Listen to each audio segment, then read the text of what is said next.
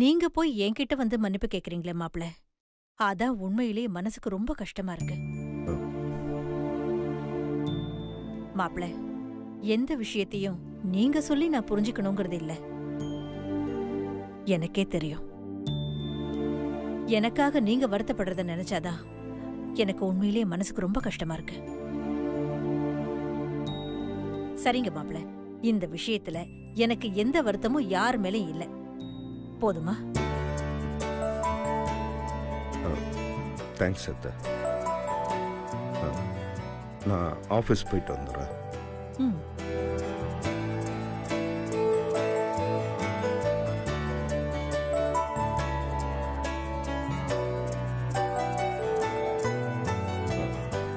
அத்தை, ம்?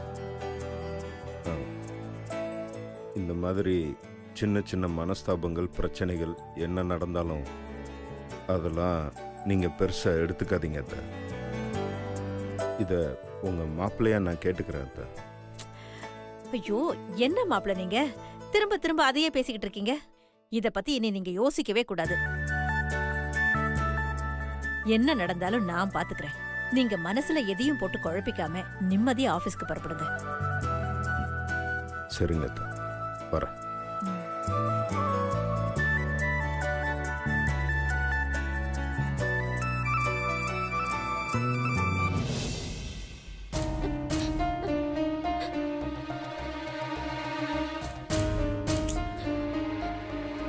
ஏய் துர்கா, இப்ப எதுக்கு நீ அழுதுட்டு இருக்க? அம்மா அடிச்சாங்கனா? இல்லக்கா, அம்மா அடிச்சது எனக்கு வலிக்கவே இல்ல. பின்ன அந்த கிழவி கொட்டினதாங்க எனக்கு செம்மையா வலிக்குது. அந்த கிழவி ரொம்ப சாமர்த்தியமா பேசி என்கிட்ட இருந்து தப்பிச்சிருச்சு. மாமா மட்டும் அங்க வரலனா அத உண்டில்லன்னு ஆக்கியிருப்பேன். அந்த கிழவி என்கிட்ட இருந்து அடி வாங்கி ரொம்ப நாள் ஆச்சுல, அதான் குளிர் விட்டு போயிடுச்சு. மீனாட்சி, மீனாட்சி, ஏய் எங்கடி உங்க அக்கா மீனாட்சி? ஏன் ரொம்ப தலைவலிக்குது, காப்பி வேணும். காஃபி வேணும்னா நீங்களே போட்டு குடிச்சுக்க வேண்டியதானே? அது எங்களுக்கு தெரியும். உங்க அக்கா மீனாட்சிங்க? தேவையில்லாம பேசிட்டு இருக்காதீங்க, அவ்வளவுதான் சொல்றேன். ஏய் என்னடி பண்ணுவ? எல்லாம் அந்த மீனாட்சியை சொல்லணும். எங்க அவ? மீனாட்சி, மீனாட்சி.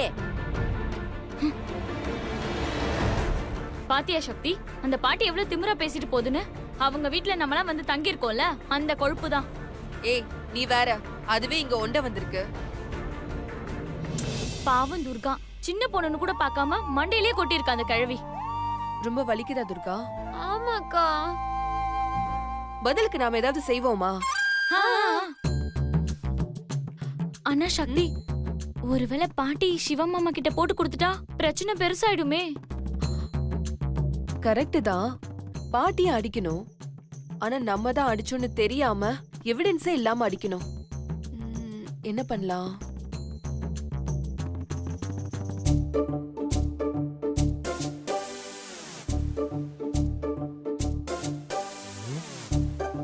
என்ன 3 பேரும் பலமா யோசிச்சுட்டு இருக்காங்க.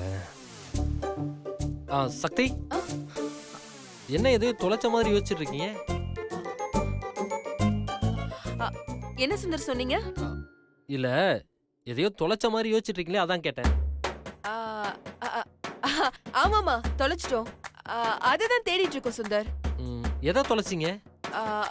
அது துர்காவோட கம்பல. அக்கா, என் கம்பல் தான் இருக்கே. அது துர்கா, நீ மாட்டிட்டு இருக்க கம்மல் இல்ல துர்கா. சக்தி சொல்றது நீ கொஞ்ச நேரம் கழிச்சு மாட்ட போற கம்மல். என்ன சக்தி, அப்படிதானே? கரெக்டா புடிச்சிட்டானு. Very good, very good. நீங்க 3 பேரும் என்ன பேசிக்கிறீங்கன்னு சுத்தமா புரியவே இல்ல.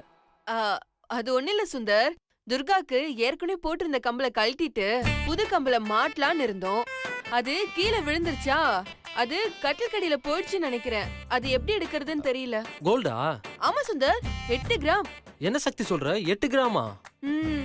இப்பவே கண்டுபிடிச்சலாம். எங்க விழுந்துச்சு மட்டும் சொல்லு. தோ இங்கதான், கட்டில் இங்கயா? கடியில தான். அதான் எடுக்க முடியலன்னு யோசிச்சு. என்ன துர்கா, 1 பவுன் கம்மலை தொலைச்சிட்டு இப்படி அமைதியா உட்காந்துட்டு இருக்க? எந்திரி முதல்ல. பொறுப்பே இல்ல உனக்கு. இந்த பக்கம் வா. இங்கதானே விழுந்துச்சு? இங்கதான். மாமா எப்படி கண்டுபிடிக்கிறேன்னு மட்டும் பாருங்க. இங்கதானே? இங்கதான். ஏ மீனாட்சி, தலைவலி மண்டைய பழக்குது, காப்பி கொண்டாந்து குடி.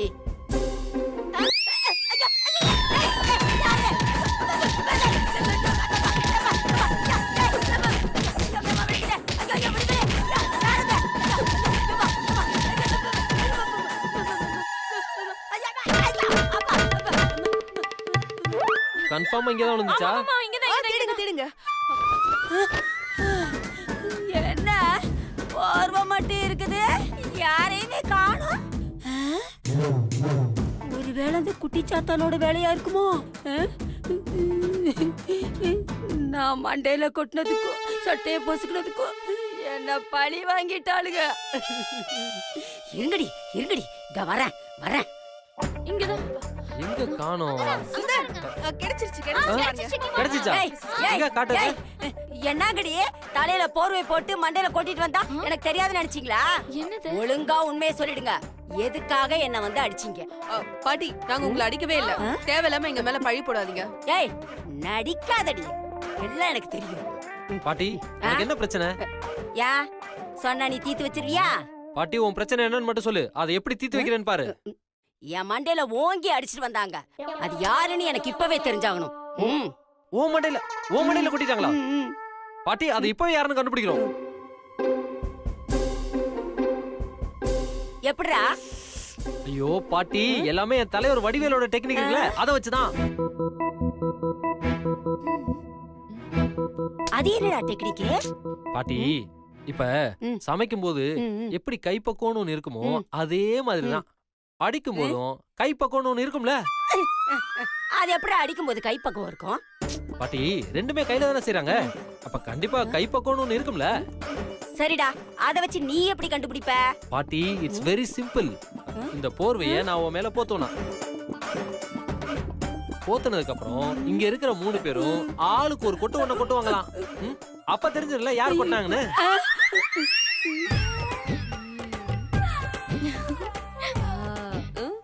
எப்படி? Thank you, thank you, thank you. டேய் அதெல்லாம் ஒண்ணு வேணாம், உண்மையை ஒத்துக்கிட்டா எனக்கு போதும். அட பாட்டி இரு பாட்டி. மூடுறேன். எல்லாம் ரெடியா? ஸ்டார்ட் ஆரம்பிங்க.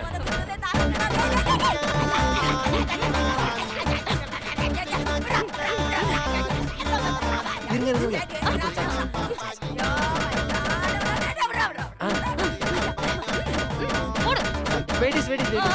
பாட்டி தெரிஞ்சிச்சா? இல்லையே. இன்னும் தெரியலையா? போட்டுங்க. ஏய் நிறுத்துங்க. என்ன தலை தொங்கிருச்சு? ஐயோ பாட்டி கிளவி மயங்கிடுச்சு போலயே. அனு கொஞ்சம் தண்ணி எடுத்துட்டு வா. அனு சீக்கிரம் வா. இந்தாங்கம்மா. கொஞ்சமா போதும். ஒண்ணு இல்ல. பாட்டி பயப்படாத. இது எத்தனை? 4டா. ஓகே தெளிவா தான் இருக்க. சரி இப்ப சொல்லு, அடிச்சது யாருன்னு தெரிஞ்சதா? எப்படிடா தெரியும்? இன்னும் தெரியல பாட்டி. சரி விடு, இப்ப உடனே கண்டுபிடிச்சலாம். சக்தி வீட்ல இருக்கிற எல்லாரையும் வர சொல்லு, அப்படியே அக்கம் பக்கத்துல இருக்க எல்லாரையும் வர சொல்லு. இன்னைக்கு அடிக்கிற அடியில பாட்டி அடிச்ச அந்த விஷக்கிருமி யாருன்னு கண்டுபிடிக்கிறோம். சூப்பர். எங்க போறா பாட்டி?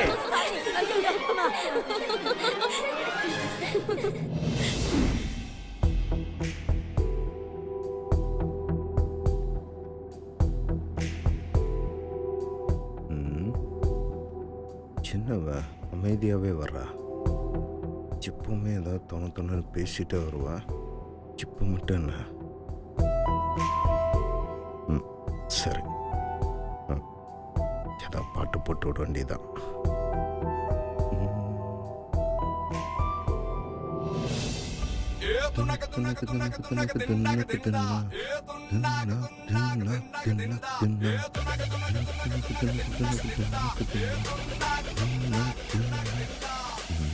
சின்ன எஃபெக்டே கொடுக்க மாட்டேங்கிறா. அடிச்சு தூக்கு ஐயோ பயங்கர கோவத்துல இருக்க போல இருக்க.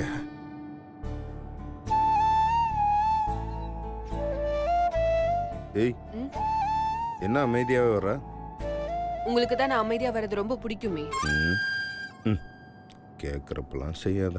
என்னது? ஒன்றும் இல்லையே. இப்ப எதுக்கு என்ன சீன்றீங்க? நான் இப்போ என்ன பண்ணேன்? நான் அமைதியாக தானே வர்றேன். நானும் அமைதியா தானே வந்தேன். எதுக்கு என்கிட்ட பேச்சு கொடுத்தீங்க? ஏம்மா எப்பவுமே கலகலன்னு பேசுற பொண்ணு திடீர்னு ரொம்ப கம்முன்னு வந்தா ஒரு மாதிரியா இருக்குல்ல. உனக்கு பிடிக்கலன்னா விட்டுரு, நான் எதுவும் பேசல. என்ன இருந்தாலும் நீங்க பண்ணது தப்பு. ஏய், ஏன்னு கேட்டாலும் திட்டுற, அமைதியா வந்தாலும் தப்புங்கிற. என்னதான் உன் பிரச்சனை? நான் இங்க நடந்த விஷயத்த சொல்லல, வீட்ல நடந்த விஷயத்த சொன்னேன். வந்துட்டாளா? துர்கா தான் தப்பு பண்ணிருப்பாரு, நீங்க எப்படி அவ்வளவு கான்ஃபிடென்ட்டா சொல்றீங்க? ஏன் உங்க பாட்டி கூட தப்பு பண்ணிருக்கலாம்ல? சரி, தெரிஞ்சு பண்ணல, தெரியாம கூட தள்ளி விட்டுருக்கலாம்ல, அதை மறைக்கிறது கூட போய் சொல்லிருக்கலாம்ல. ஏன் எத்தனையோ தடவை பாட்டி கரண்ட் பாக்ஸ்குள்ள கையை விட்டு ஷாக் அடிச்சிச்சுல. ஏய், எல்லா நேரமும் அவங்க தான் தப்பு பண்ணியிருப்பாங்கன்னு உன்னால சொல்ல முடியுமா? மாமா, எல்லா நேரமும் பண்ணிருப்பாங்க நான் ஒன்னும் சொல்லல. ஆனா இந்த தடவை அவங்க தான் பண்ணிருப்பாங்கன்னு சொல்றேன். அதை துர்கா கண்ணால பாத்திருப்பான்னு தான் நான் சொல்றேன். ஏன் ஒருவேளை துர்கா கூட தப்பு பண்ணியிருக்கலாம்ல, அதை மறைக்கிறதுக்காக பாட்டி மேல பழிய போட்டிருக்கலாம்ல. மாமா, குழந்தைங்க போய் சொல்ல மாட்டாங்க மாமா. சரி, குழந்தைங்க பொய் சொல்ல மாட்டாங்கன்னு சொல்ற, அப்போ எங்க அம்மா பொய் சொல்றாங்கன்னு சொல்றிய? பிரச்சனை நடந்தப்ப பாட்டி அங்க இல்ல, என் கூட என் ரூம்ல தான் இருந்தாங்கன்னு எங்க அம்மா சொன்னாங்கல்ல, அப்ப அவங்க சொன்னது பொய்யா? சரி, உங்க அம்மா அவங்க அம்மாவை காப்பாத்த கூட போய் சொல்லிருக்கலாம்ல. இங்க பார், வேற யார் பொய் சொல்றாங்கன்னு சொன்னா கூட நான் நம்புவேன். ஆனா எங்க அம்மா பொய் சொல்றாங்கன்னு சொன்னா நான் ஏத்துக்கவே மாட்டேன். ஆமா, அவங்க உங்களை ஏமாத்தி மொத்த சுத்தி ஆட்டிய போடணும்னு நினைக்கிறாங்க. நீங்க என்னடான்னா அவங்களை குருட்டுத்தனமா நம்பிட்டு இருக்கீங்க. ஏய், அங்க என்ன முணுமுணுக்கிற? எதுவா இருந்தாலும் நேரடியா பேசு. அப்பா, ஒண்ணு இல்ல சாமி, நீங்க பேசாம வண்டியை ஓட்டுங்க, ஆபீஸ்க்கு டைம் ஆயிடுச்சு.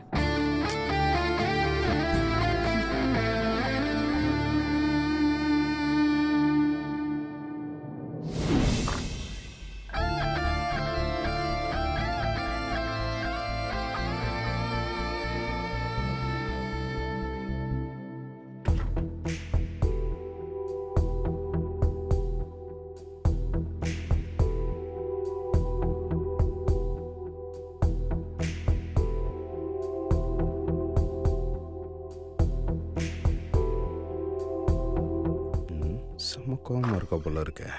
Excuse me boss. Boss, madam ஒரு சைன் வாங்கணும், வாங்கிட்டுமா? Thank you boss. Excuse me madam. Sakthi madam, இதுல ஒரு கையெழுத்து போட்டுருங்க. போய் உங்க பாஸ் கிட்டே வாங்கிக்கோங்க. மேடம், நீங்க தான் சைன் பண்ணணும். எல்லாத்தையும் உங்க பாஸ் கிட்ட தானே வாங்கிப்பீங்க, போய் அங்கேயே வாங்கிக்கோங்க. என்னாச்சு உங்களுக்கு? பாஸ், இதுல ஒரு கையெழுத்து போடுங்க பாஸ்.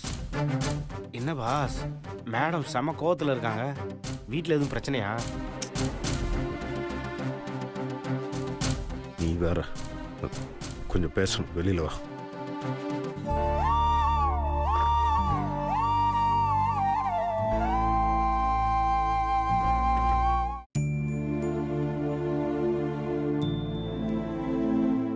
பாஸ், மேடம்க்கு என்னாச்சு பாஸ்? ஏன் அவங்க இவ்வளோ டென்ஷனாக இருக்காங்க? அவங்க ஆசையாக ஏதாவது கேட்டு நீங்கள் வாங்கி தராம விட்டீங்களா? அதெல்லாம் ஒன்றும் இல்லையா, வீட்டில் சின்னதாக ஒரு பிரச்சனை. வீட்டில் பிரச்சனையா? என்னாச்சு பாஸ்? இன்னைக்கு காலையில் ஆஃபீஸ்க்கு கிளம்பும்போது மாமா, இந்த பாட்டி எங்க அப்பா சட்டைய ரூமுக்கு போய் அயன் பாக்ஸால எரிச்சுக்கிட்டு இருக்காங்க. அத கண்ணால பார்த்தா துர்கா அவங்கள ஏன்னு கேட்டதுக்கு அவளை அடிச்சிருக்காங்க. சிவா, பாட்டி இங்க என் கூட தான் இருந்தாங்க. சின்ன பொண்ணு பாவம் ஏதோ தப்பு பண்ணிட்டா, அத மறைக்கிறா. துர்கா, அப்பா சட்டை நீ ஏன் எரிச்ச? மாமா, அவ எதுக்கு மாமா போய் சொல்லணும்? அப்போ பாட்டி மட்டும் எதுக்கா போய் சொல்லணுமா? உனக்கு தங்கச்சி முக்கியம்னா எனக்கு பாட்டி முக்கியம். பாஸ், இப்படி இல்லாம நடந்துச்சு. நான் துர்காக்கு சப்போர்ட் பண்ணலன்னு சக்தி என் மேல ரொம்ப கோவத்துல இருக்காரு. கார்ல வரும்போது நானாவே இறங்கி பேசுறேன். அவ என்கிட்ட சரியாவே பேசல, கோவமாவே இருந்தா. ஓஹோ, இதான் விஷயமா? பாஸ், நீங்க பண்ணது ரொம்ப தப்பு பாஸ். சக்தி மேடம் கோவப்படுறதுல தப்பே இல்லை பாஸ். என்னைய சொல்ற? ஆமாம் பாஸ், என்ன இருந்தாலும் நீங்க துர்காவுக்கு தான் சப்போர்ட் பண்ணி பேசியிருக்கணும். சின்ன பசங்க கண்டிப்பா பொய் சொல்ல மாட்டாங்க பாஸ். சக்தி மேடம் வீட்டை பத்தி எனக்கு நல்லா தெரியும் பாஸ். நீங்க அவங்க வீட்டுக்கு போனப்ப வசதி இல்லைன்னா கூட உங்களை உட்கார வச்சு நல்லா கவனிச்சுக்கிட்டாங்க பாஸ். இப்போ அவங்க உங்கள் வீட்டில் இருக்கும்போது கண்டிப்பாக சொல்கிறேன் அவங்க இந்த காரியத்தை பண்ணியிருக்க மாட்டாங்க பாஸ். அது எனக்கும் தெரியும் ரன்பீர். ஆனால் அம்மா பாட்டி என் கூட தான் இருந்தாங்கன்னு ஸ்ட்ராங்காக சொல்லும்போது நான் எப்படி ரன்பீர் துர்காக்கு சப்போர்ட் பண்ணி பேச முடியும்? சப்போஸ் நான் துர்காக்கு சப்போர்ட் பண்ணி பேசினா அம்மா கண்டிப்பாக என் மேலே கோச்சிக்குவாங்க. எங்கள் அம்மா கோச்சிக்கிட்டாங்கன்னா அது அவ்வளோ நல்லா இருக்காது ரன்பீர். துர்காவை ஏதாவது சொன்னால் கூட கோதாவரி அத்தை அதை சமாளித்து ஏற்றுக்குவாங்க. ஆனால் எங்கள் அம்மா அதை அப்படி ஏற்றுக்கிற கேரக்டர் கிடையாது ரன்பீர். நான் துர்காக்கு சப்போர்ட் பண்ணி பேச போய் அம்மாவுக்கு சக்தி குடும்பத்து மேலே வருத்தம் வந்துருச்சுன்னா அம்மாவுக்கும் வருத்தம், சக்தி குடும்பத்துக்கும் வருத்தம். நாளைக்கு ஒருத்தருக்கு ஒருத்தர் முகம் கொடுத்து பேசிக்க முடியாமல் போயிடும். அதுவும் இல்லாமல் இத்தனை நாளாக படிப்பு பிஸ்னஸ்னு நான் தனியாகவே இருந்துட்டேன். கூட்டு குடும்பத்தோட அருமை எனக்கு தெரியாமையே போயிடுச்சு ரன்பீர். நேற்று சக்தி ஃபேமிலி என் வீட்டுக்கு வந்ததுக்கு அப்புறம் தான் அதை எல்லாத்தையுமே நான் உணர்ந்தேன் ரன்பீர். அத்தை என்னை கவனிச்சுக்கிட்ட விதம், சக்தியோட தங்கச்சிங்க என்கிட்ட ஜாலியாக பேசுனது, மாமா என்கிட்டக்க ஒரு மரியாதையாக நடந்துக்கிட்டது, இது எல்லாமே ஒரு மாதிரியா சந்தோஷமா இருக்கியா? இத்தனை நாளா இதெல்லாம் மிஸ் பண்ணிட்டேன்னு நான் ரொம்ப ஃபீல் பண்றேன். எந்த காரணத்தை கொண்டும் சக்தி ஃபேமிலி என் வீட்டை விட்டு போவே கூடாது. அதுக்காக தான் ரன்பீர் இப்பெல்லாம் நான் செஞ்சேன். கொஞ்ச நேரத்திலே நான் எங்கள் அத்தை கிட்ட போய் சாரி கேட்டேன். எதுக்காக மாப்பிள்ள இதுக்கெல்லாம் நீங்கள் வந்து சாரி கேட்குறீங்கன்னு அவங்க சொல்கிறாங்க. பாஸ், நீங்களா அப்படி பேசுறது? சைனீஸ் படத்தில் குங்ஃபு ஃபைட் போடுற ஹீரோ மாதிரி இருந்த நீங்கள் விக்ரமன் படத்தில் வர ஹீரோ மாதிரி ஆயிட்டீங்களே பாஸ். எப்படி பாஸ்? அது எல்லாத்துக்கும் காரணம் சக்தி மேலே எனக்கு இருக்கிற லவ் தான். எப்போ நான் சக்தியை லவ் பண்ண ஆரம்பித்தேனோ அப்போவே சக்தி குடும்பத்தை என் குடும்பமாக பார்க்க ஆரம்பிச்சிட்டேன். சக்திக்கு பிடிச்ச எல்லாமே எனக்கும் பிடிக்க ஆரம்பிச்சிருச்சு. அவங்களுக்கு டிசைனர் சாரி பிடிக்கும், உங்களுக்கு? எனக்கும் டிசைனர் சாரின்னா பிடிக்கும். வாங்கி அவங்களுக்கு கொடுப்பேன். சும்மா தமாசுக்கு சொன்னேன் பாஸ். பாஸ், கடவுள் ஒரு காரியத்தை செய்கிறாருன்னா கண்டிப்பாக அதில் ஒரு அர்த்தம் இருக்கும். சக்தி மேடம் உங்கள் வாழ்க்கையில் வந்ததுக்கும் நிச்சயம் ஒரு அர்த்தம் இருக்கும். நீங்கள் வேணா பாருங்க, அவங்க உங்கள் வாழ்க்கையில் வந்ததுக்கான காரணம் கூடிய சீக்கிரமே உங்களுக்கு தெரிய போகுது. பாப்போம் ரெண்டு பாஸ். ஆனால் ஒன்று, நீங்கள் இன்னும் லவ்வை சொல்லலைன்றது மட்டும்தான் இடிக்குது பாஸ். சொல்வேன் ரன்பீர், கண்டிப்பாக சொல்வேன். அது எல்லாத்துக்கும் முன்னாடி ஒரு முக்கியமான வேலை இருக்கியா? என்ன பாஸ்? அது சக்தியை சமாதானப்படுத்தணும். அதுக்கு ஒரு நல்ல ஐடியா இருந்தால் சொல்லு ரன்பீர். ஓகே பாஸ், என்னோட 7ஆம் அறிவை திறந்து உங்களுக்காக ஒரு நல்ல ஐடியாவை யோசிச்சுட்டு வரேன் பாஸ். ஏய், என்னோட விஷயம் எல்லாம் உனக்கு தெரியுங்கிற ஒரே காரணத்துக்காக நீ பேசுகிற எல்லா பேச்சையும் நான் பொறுத்துட்டு இருக்கேன். ஐடியா மட்டும் மொக்கையா இருக்கட்டும், உன் மூஞ்ச அடிச்சு துவைச்சிரும்.